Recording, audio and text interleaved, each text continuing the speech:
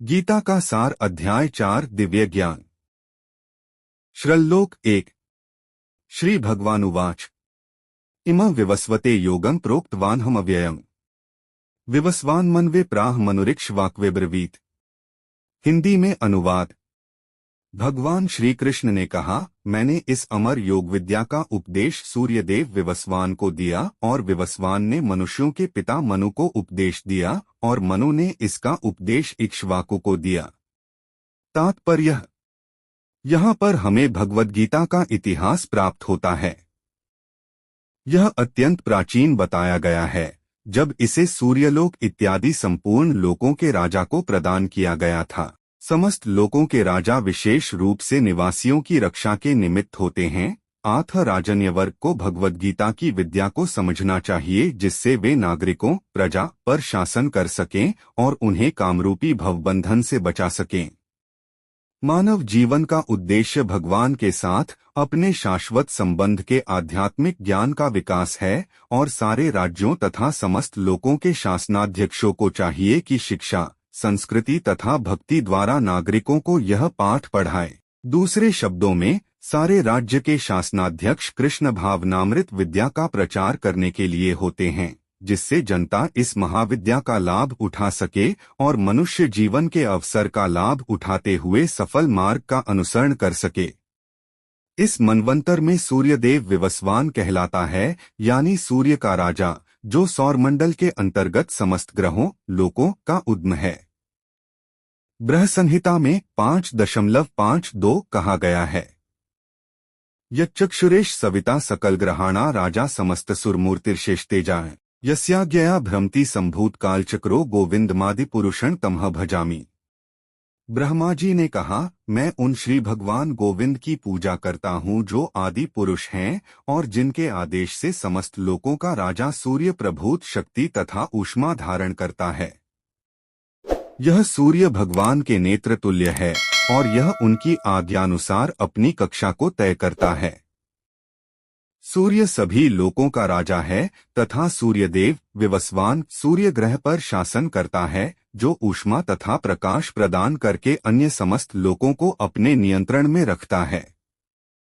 सूर्य कृष्ण के आदेश पर घूमता है और भगवान कृष्ण ने विवस्वान को भगवद गीता की विद्या समझाने के लिए अपना पहला शिष्य चुना। अतः गीता किसी मामूली सांसारिक विद्यार्थी के लिए कोई काल्पनिक भाष्य नहीं, अपितु ज्ञान का मानक ग्रंथ है जो अनंत काल से चला आ रहा है।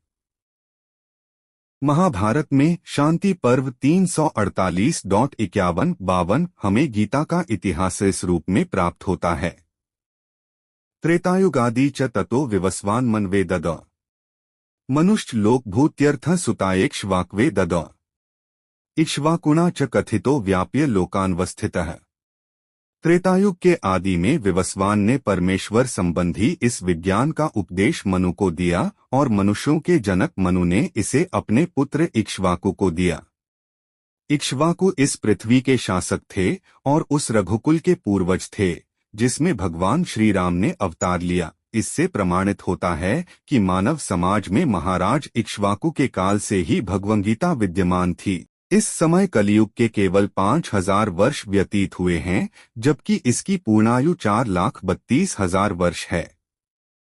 इसके पूर्व द्वापर युग 8 लाख वर्ष था और इसके भी पूर्व त्रेतायुग 12 लाख वर्ष था। इस प्रकार लगभग 20,05,000 वर्ष पूर्व मनु ने अपने शिष्य तथा पुत्र इक्ष्वाकु से, जो इस पृथ्वी के राजा थे, श्रीमद् भगवद गीता कही। वर्तमान मनु की आयु लगभग 30 करोड़ 53 लाख वर्ष अनुमानित की जाती है, जिसमें से 12 करोड़ 4 लाख वर्ष बीत चुके हैं। यह मानते हुए कि मनु के जन्म के पूर्व भगवान ने अपने शिष्य सूर्यदेव विवस्वान को गीता सुनाई, मोटा अनुमान यह है कि गीता कम से कम 12 करोड़ 4 लाख वर्ष पहले कही गई और मानव समाज में यह 20 लाख वर्षों से विद्यमान रही।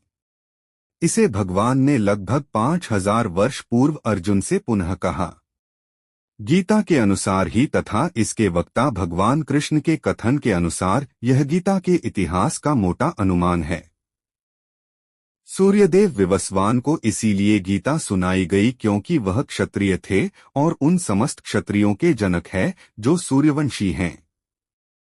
चूंकि भगवद गीता वेदों के ही समान है, क्योंकि इसे श्री भगवान ने कहा था, आथ यह ज्ञान अपौरुषेय है। चूंकि वैदिक आदेशों को यथारूप में बिना किसी मानवीय विवेचना के स्वीकार किया जाता है, फलतः गीता को भी किसी सांसारिक विवेचना के बिना स्वीकार किया जाना चाहिए। संसारी तार्किक जन अपनी अपनी विधि से गीता के विषय में चिंतन कर सकते हैं, किंतु यह यथारूप भगवद गीता नहीं है। आथ भगवद गीता को गुरु परंपरा से यथारूप में ग्रहण करना चाहिए।